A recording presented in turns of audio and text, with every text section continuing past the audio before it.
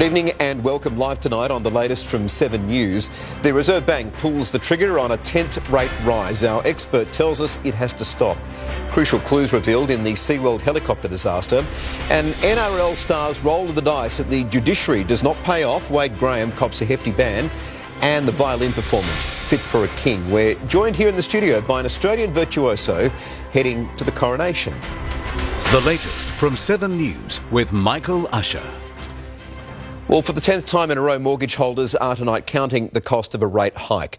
The Reserve Bank pulled the trigger yet again, raising the official cash rate another 25 basis points to 3.6%. That's an 11-year high.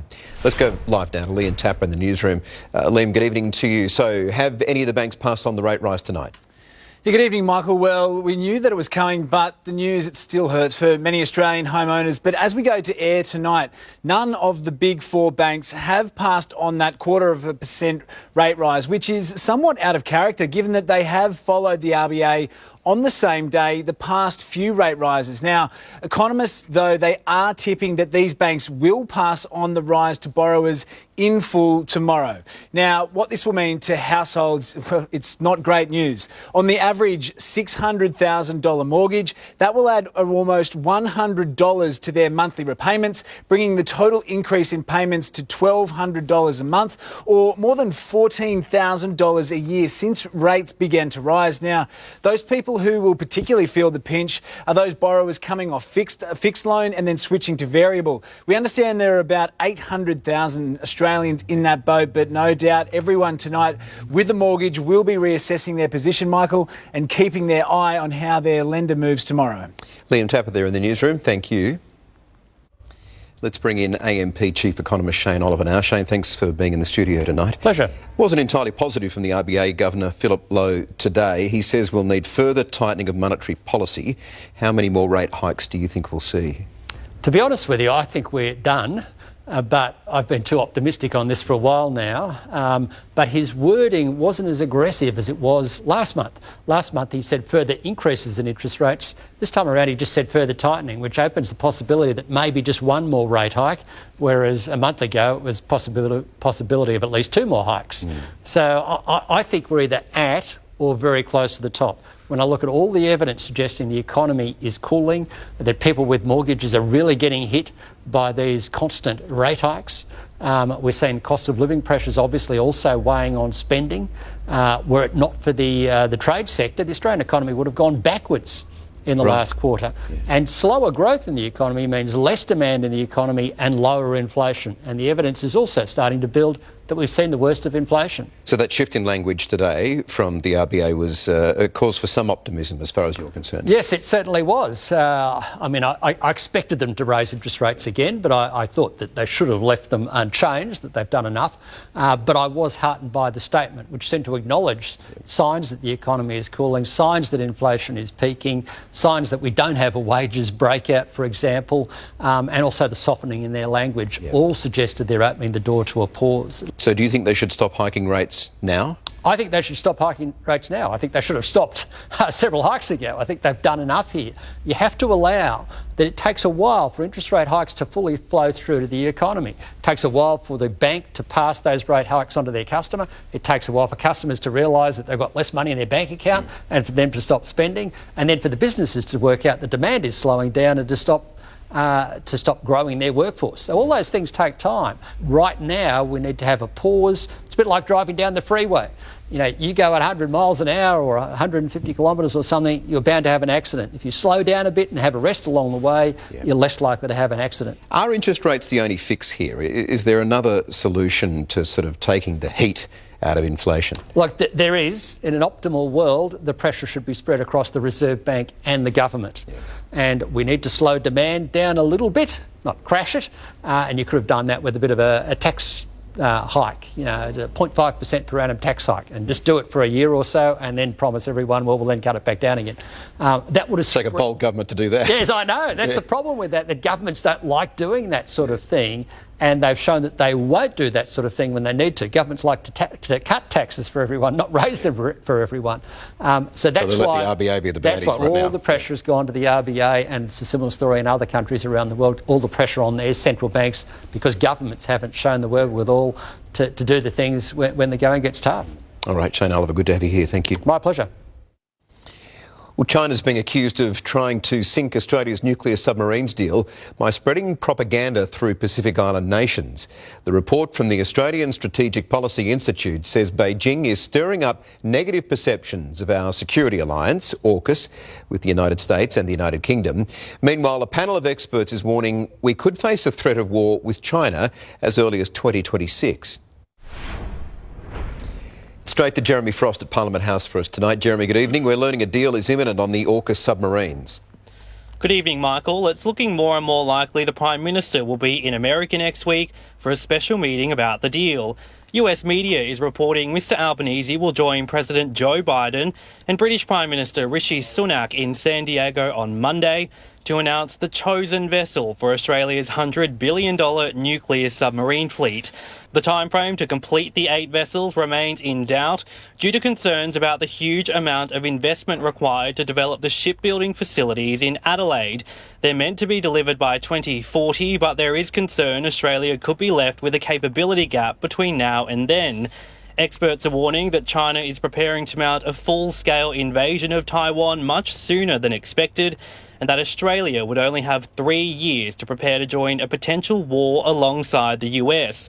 Tomorrow, Anthony Albanese is flying to India to meet counterpart Narendra Modi, with China set to be one of their chief topics of conversation. Defence and security cooperation will be a top priority as well, with Mr Albanese also using the visit to boost trade and cultural ties.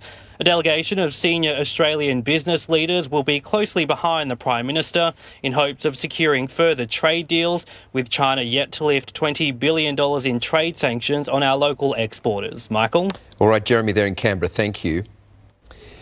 Our biggest gold refinery could be facing a $9 billion recall after a leaked report revealed some of it was doped. The Perth Mint allegedly sold China diluted gold. ABC's Four Corners reports the government-owned operation knew the bullion didn't meet purity standards but chose to cover it up in an effort to protect their reputation.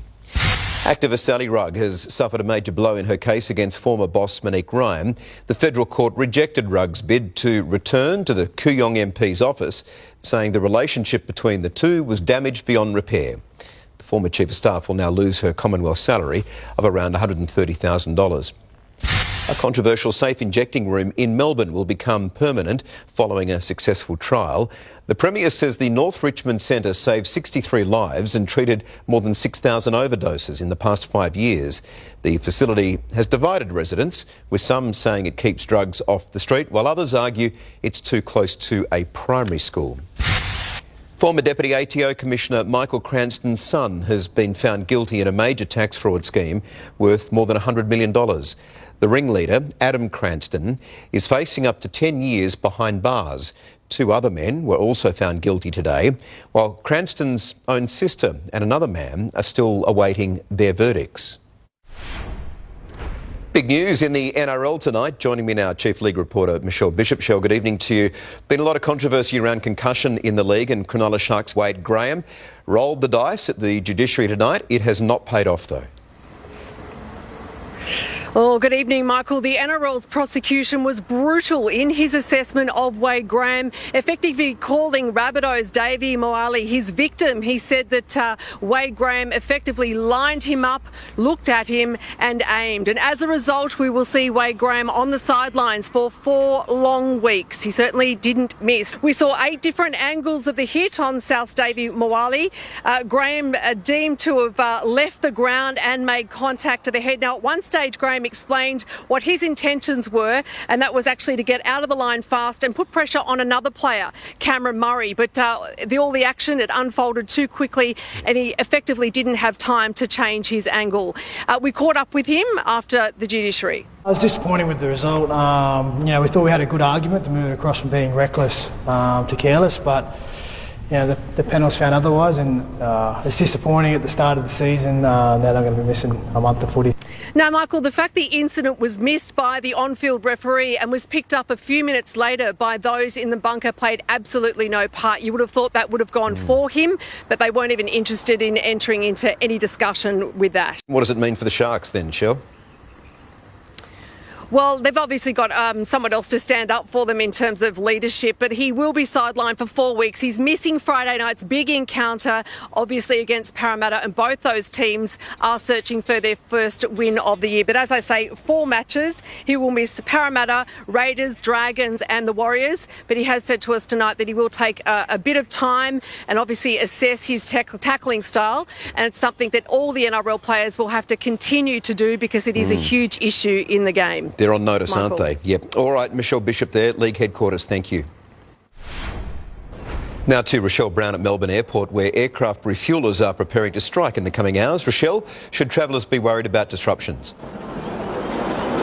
Michael, the striking workers will walk off the job from 4 o'clock tomorrow morning for 24 hours. So passengers travelling tomorrow are being urged to brace for some travel pain. Now, the strike has the potential to impact dozens of flights and thousands of passengers. 9 carriers, including Jetstar, Qantas and Singapore Airlines, are all expected to be impacted. But they do say that they are working on contingency plans to make sure that the day runs smoothly. Qantas in particular is going to extreme lengths to try and keep its planes in the air. A designated plane is already sitting at the airport waiting to act as a big fuel tank that will obviously refuel those smaller planes if required. Now, it's all over a pay dispute between about 40 employees and the refueler, the Rivet Group. They are arguing for better working conditions and a pay increase. They say that they haven't had a pay rise in more than 3 years, and despite negotiations for more than 12 months, they haven't been able to achieve any results and have no choice but to take the matter further. Those working conditions include more workable rosters, guaranteed public holiday rate protection and overtime rate protection as well. Now, Melbourne Airport says that it is confident that most of the flights will run to schedule tomorrow. Passengers are being urged to arrive at the normal scheduled time unless they are otherwise advised by their airline. Michael? All right, Rochelle in Melbourne, thank you. Firefighters are facing a tough night ahead with dozens of bushfires burning as a severe heatwave beats down on New South Wales. As we go to where 39 fires are burning across the state, 13 of those are out of control. The worst at Tambaroora has an emergency warning. Some residents warned it's too late to leave. Fire bans are in place for tomorrow as the risk continues. A fake Uber driver will stand trial on sex assault charges after allegedly preying on women late at night. Francesco De Luise tried to dodge cameras waiting outside the Melbourne Magistrates Court, after his hearing finished. The 59-year-old's accused of posing as a rideshare driver, targeting drunk victims outside pubs and clubs. And a driver still wanted tonight over a hit and run that left an elderly man fighting for life in Sydney. The moment of impact was captured on security camera. Investigators say there's no doubt the person responsible knew exactly what happened. Residents raced outside and found the victim face down unconscious. The 78-year-old was less than 1 kilometre from home when he was hit. A preliminary report has been released into the SeaWorld helicopter crash that claimed the lives of 4 people. Let's go to our reporter, Ned Baum, live in Brisbane tonight. Ned, good evening to you. What have we learned about this disaster? Well, Michael, we have learned a little bit. We're still chasing those definitive answers, but we are getting a bit of a better picture of what may have led up to that horror crash. In the report today, the report of facts known, as they are calling it, they've said that 2 helicopters were travelling, 1 taking off, 1 landing. They collided mid-air around 130 feet off the ground just 23 seconds after one of those helicopters took off. Now, in the report, the investigators spoke to the pilot of the surviving helicopter, Michael James. He told them that he did see the other helicopter on the helipad as passengers were loading onto it and thought by the time it was in the air, it would be able to safely pass behind them. He also did note that he didn't hear any taxiing call, which is a call that is made just to inform people that they are in the air. Also worth noting that another helicopter pilot also told investigators that they had also not heard a taxiing call. But it is important to note that that doesn't necessarily mean that the call wasn't made. So in addition to the family of the 4 people that were killed, as well as the survivors of that other helicopter, everyone's chasing answers at the moment. Here's what the ATSB had to say a little earlier. Those who lost a loved one in this accident and the survivors who are still recovering from significant physical and mental injuries and their families want to not only understand how the tragedy unfolded, but equally and most importantly, why it occurred. Now, this is likely to be just one of many reports that is going to come out. As for a definitive answer as to what caused the crash, well, we might not get that for some time, and the families may not get closure for some time. It is expected to take anywhere from 18 months, potentially even 2 years. Ned Baum there in Brisbane, thank you. Tomorrow is International Women's Day, focusing on gender equity. There's progress, but there's still also a lot of work to be done. The gender pay gap still sits at 13.3%, and already this year, at least 6 women have been killed in domestic violence. It is a timely reminder across the world of the ongoing fight for just basic rights. In Afghanistan, women have been protesting outside Kabul University, demanding equal access to education. The Taliban banned women from going to university in December. In Iran, a shocking reminder of the oppression there. More than 1,000 schoolgirls across the country appear to have suffered from poison attacks. It's believed extremists are behind those attacks in response to protests that have been unfolding in that country. Still to come, the Australian violinist chosen to play at the King's coronation. Madeleine Easton will perform for us shortly. And the world's most premature twins, the miracle bubs who've shown what they're made of from the tiniest age. That is next here on The Latest from 7 News. Back shortly.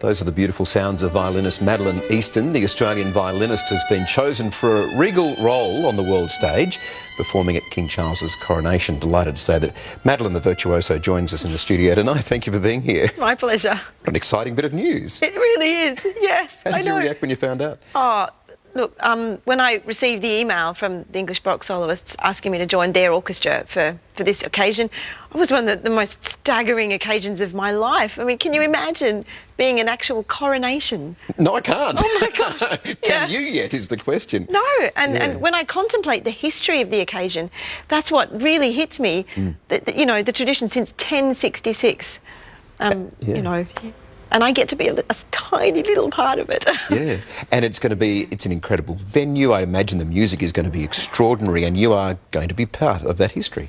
I know, it's amazing. How did this come about? It came about because I've been working with Sir John Eliot Gardner and the English Baroque Soloists and the Monteverdi Choir for 20 years now. And I went over to study in the UK as a postgrad, and then I sort of began to play the Baroque violin, and then I began to work with him, and we've had a fantastic relationship over the last 20 years, and he's mentored me.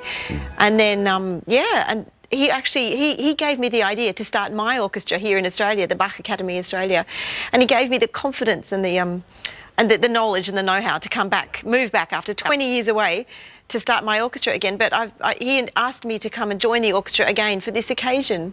What a wonderful honour for you to do that as well. It is a huge honour. What does it mean for the Australian, I guess, the classical music scene in Australia? I mean, this is by extension of your involvement a really lovely honour as well, isn't it? Look, all I can say is I am but one very tiny part of a very big occasion. There are very many orchestras and people playing there, and I'm part of one of those ensembles.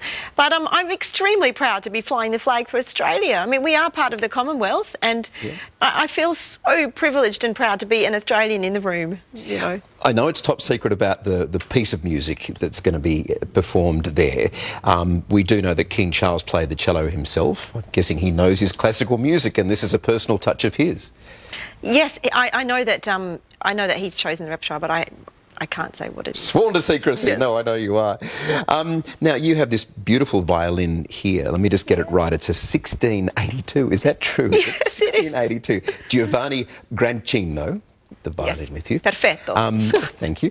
Why is this so special? It's a wonderful instrument. This instrument is incredibly special because of its age, and it's in mint condition for something that old. And it's made by a very famous Italian maker, Giovanni Grancino, who made instruments in Milano around about that time. And there's a rather good story about this, actually. Yes. So Grancino found himself in the town square in Milano, feuding, actually dueling with one of the members of the Lavazza family, you know, and he was there with his sword, you know. He had a sword fight with the guy, and he actually ended up killing him, I'm afraid to say. Goodness me. I know. But back in those days, if you literally ran to the nearest church, you could take refuge in the church, and you were immune from prosecution if you devoted your life to God for the rest of your life. And he ran to the nearest church and took refuge there. And what did he do for the next 20, 30 years? Made instruments. This was his penance. What an amazing thing. Yeah. But this is a spectacular instrument. Just for me personally, he made a lot of cellos, more cellos than violins, and I think he had a sort of a deeper sonority or sound world which he liked in his head. So for me, this violin has some of the richer, the more sort of reds and burgundy ochre sounds in it, rather than the bright blues and pinks of a brighter sound. Right, okay. You know. Well, it's fit for a king. Absolutely, I like to think so. And you will be taking this with you to the congregation? This is the violin I'll be playing on. I hope you take it as hand luggage, by the way. Don't check it Absolutely. in. I hate to think what It'd that be is. matchsticks when it came out the other end. It would. We'll get you to play in just a minute, but are you nervous about this at all? Do you get nervous when you perform? I did, very nervous. And, oh my gosh, it's taken me decades to figure out how to deal with the nerves. But, you know, when you're there, you've just got to remember that it's about how you want the audience to feel. You know, whether you're part of a huge team or a tiny team, or if it's just you, it's all the same. I never feel nervous when I'm communicating the emotion behind the music. It's beautiful. Yeah, that's what I will be doing. You'll be focused on that in the coronation. Absolutely. Now, look, we normally throw to a break by talking about we're going to the weather and the final frame coming up, which we'll do. But I'm just wondering if I could invite you, please. We would love to hear you play. If you could play to the break for us. Sure. Madeline, thanks for being here too.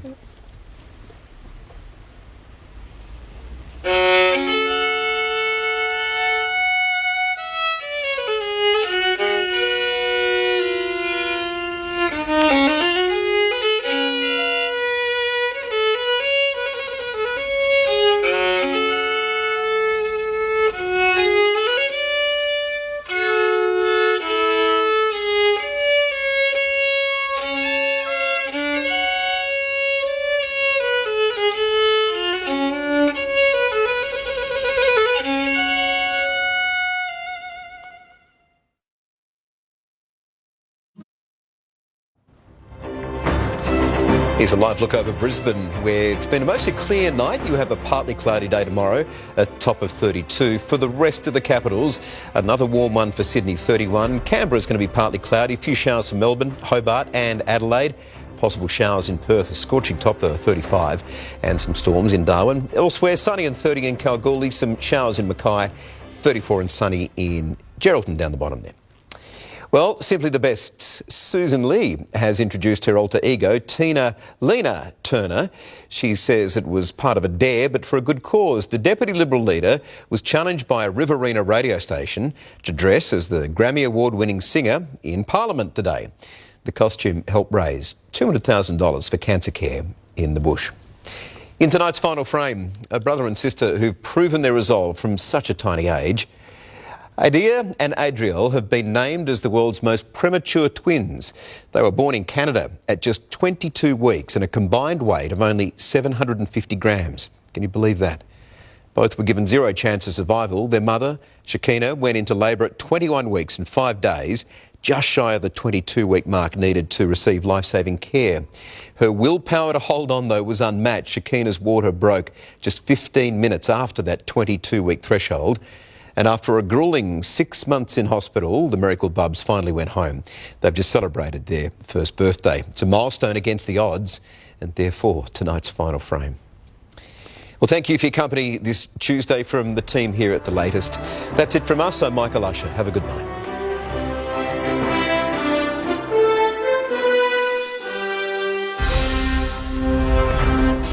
Stream 7 News anywhere, anytime live and on demand on 7plus. And with 7news.com.au, you'll know the news now.